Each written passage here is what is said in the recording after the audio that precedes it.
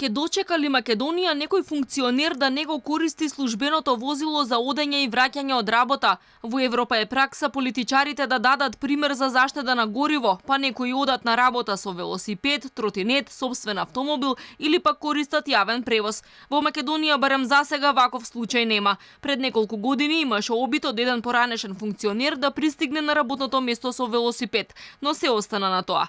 Откако пандемиската криза се пролонгираше поради избувнувањето на економската криза по стартот на војната во Украина, премиерот им наложи на министрите да штедат и за тоа да поднесуваат редовни месечни извештаи.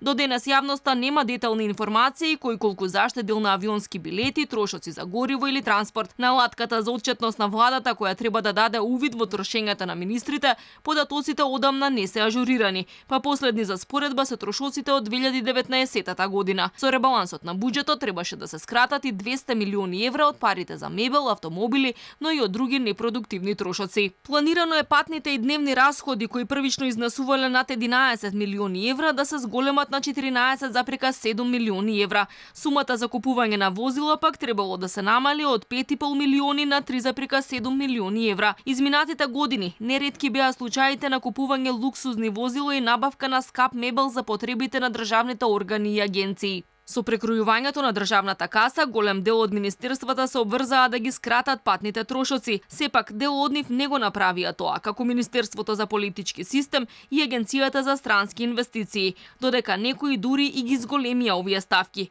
Например, зголемени се патните и дневни расходи во Министерството за одбрана, МВР, Министерството за економија, Министерството за труд и социјална политика, Министерството за информатичко општество и администрација, Министерството за култура, како и Министерството за локална самоуправа, кое си ја зголемило и ставката за купување мебел од 0 на 8.000 евра. И од невладиниот сектор реагираа дека владата многу троши на службени возила. Во последниве 3 години биле потрошени над 5 милиони евра за лизинг на автомобили. Дополнително, во изминативе 2 години за набавка на нови возила биле потрошени 3 милиони евра. Варијантата лизинг се користи од 2013-та, па 23 возила сега се 45. И додека јавноста бара рационално да се купуваат возила, трошоците за набавка, гориво и одржување секојдневно растат. Од 1 септември државните институции се обврзаа да ја намалат потрошувачката на струја за 15%. Засега од владата нема стрикна наредба до функционерите да ги намалат трошоците за службени патувања, авиопревоз и да го користат јавниот транспорт.